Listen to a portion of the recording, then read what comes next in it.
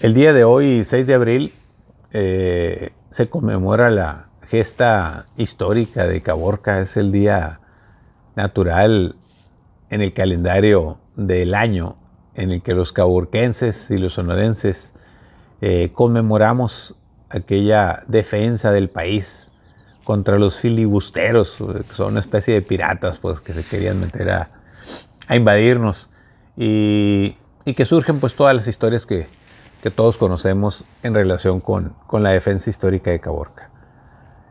Quiero comentar lo publicado en la prensa estatal de las actividades de los 3 candidatos a gobernador que se llevaron a cabo ayer y que se publican hoy, empezando con Ricardo Burs, quien hace comentarios de temas que él ya había tocado con anterioridad, concretamente inseguridad y empleo.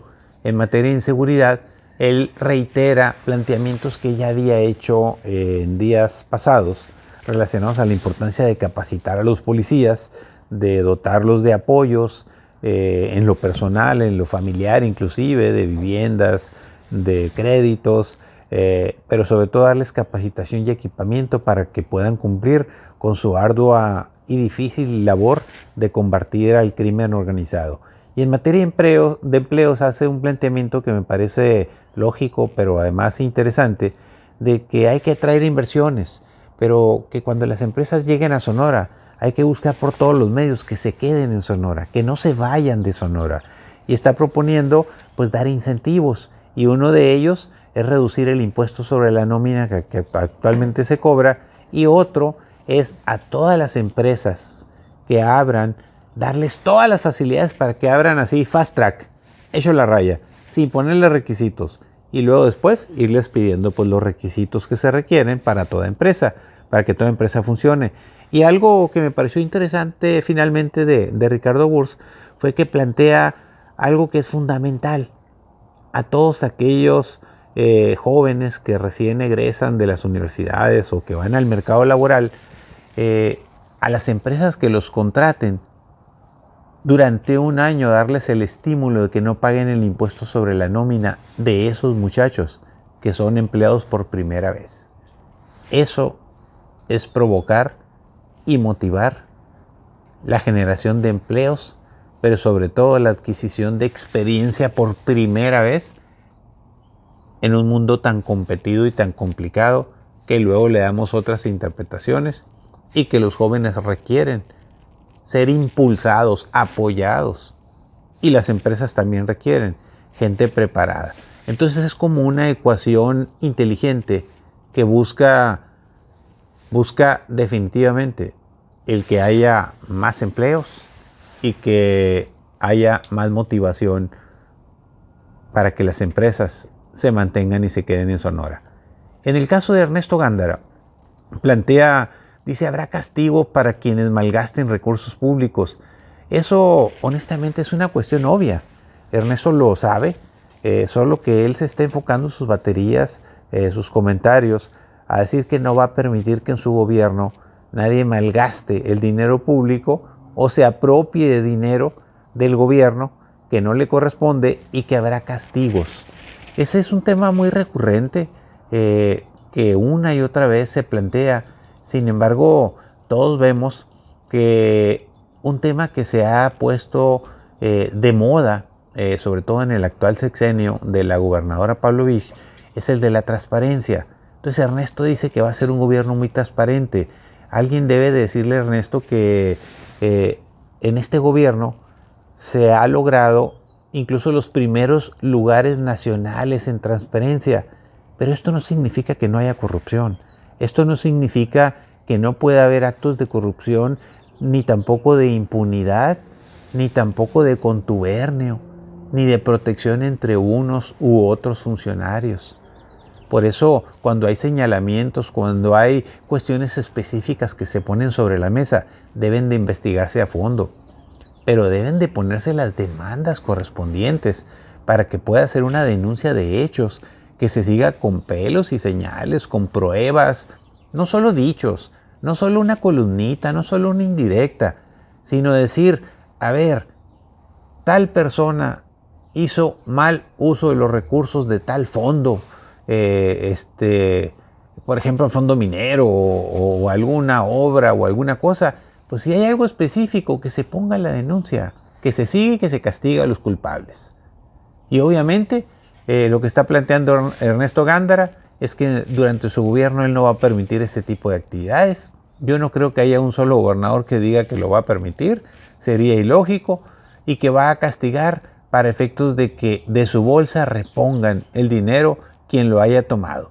No es algo que así me convenza mucho, creo que está muy genérico el planteamiento, habría que ser más específico y creo que las sanciones en este tipo de casos deben de ser cada vez más severas, pero también los mecanismos de control y el uso de los recursos, porque siempre en el sector público, por razones naturales, a que es dinero del público, vaya, del pueblo, hay mucha opacidad, pero opacidad al interior de los trámites, al interior de la integración de expedientes. Hay mucha opacidad a veces también cuando se ponen de acuerdo distintas áreas para ejercer tal o cual recurso. Esos pequeños caminos que se transitan para llevar a cabo alguna acción comúnmente no se conocen. Entonces aquí creo que el planteamiento de Ernesto pues es importante, es interesante. Sin embargo, creo que se debe endurecer la pierna, se debe ser más estricto, se debe provocar el que haya consecuencias de mayor calado.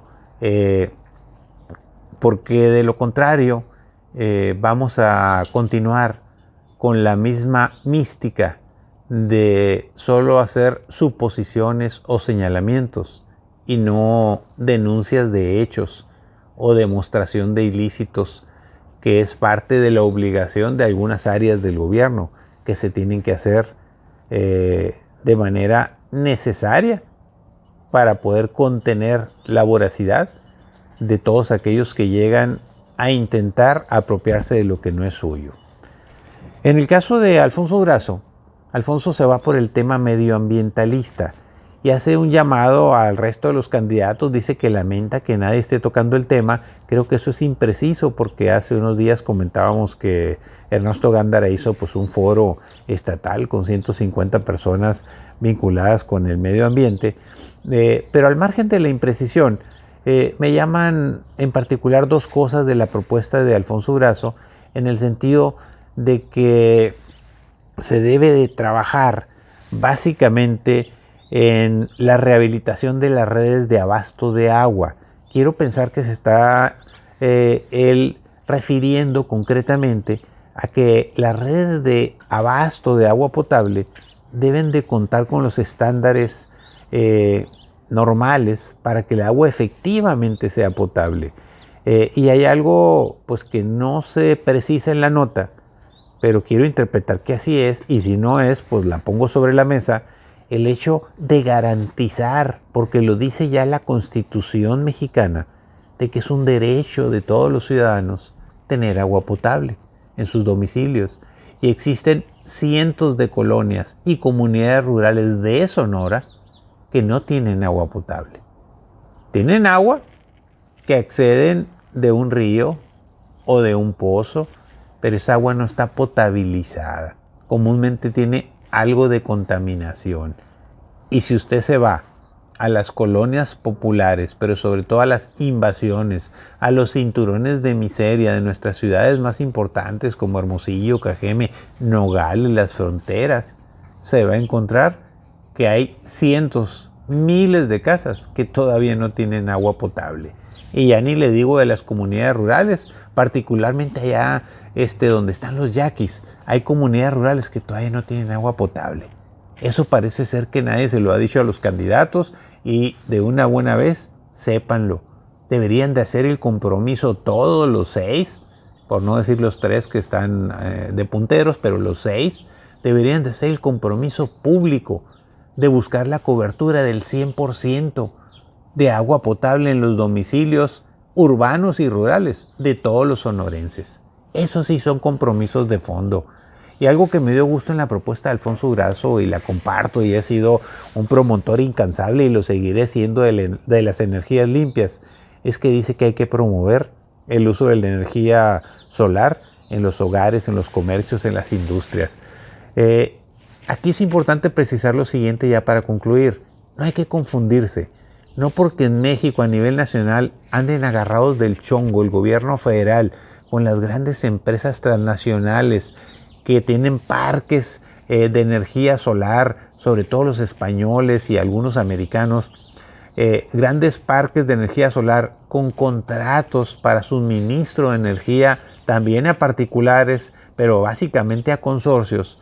No porque anden del chongo, pero andan peleados o agarrados por los precios o por los valores que le quieren dar a la energía, pero pagado por la Comisión Federal de Electricidad.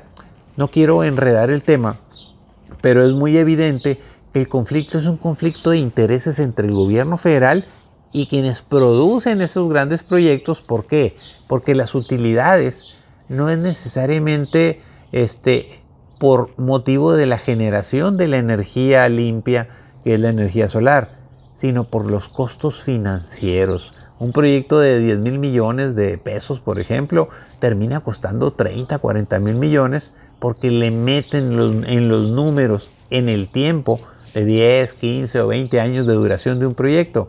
Le dan una carga financiera brutal y es donde se convierte en un proyecto leonino. Pero si nos vamos a las bondades de aplicar el uso de energía solar, que es energía limpia, en hogares, en comercios, en la industria, en todo Sonora, es sin lugar a dudas la mejor de las apuestas que puede hacer no solo un candidato, no solo un gobernador, no solo un ciudadano, sino el Estado mismo, en pro de tener un mejor planeta. Créanme, vale la pena. Hasta ahí me quedo con mis comentarios el día de hoy. Te agradezco tu atención y te mando un saludo.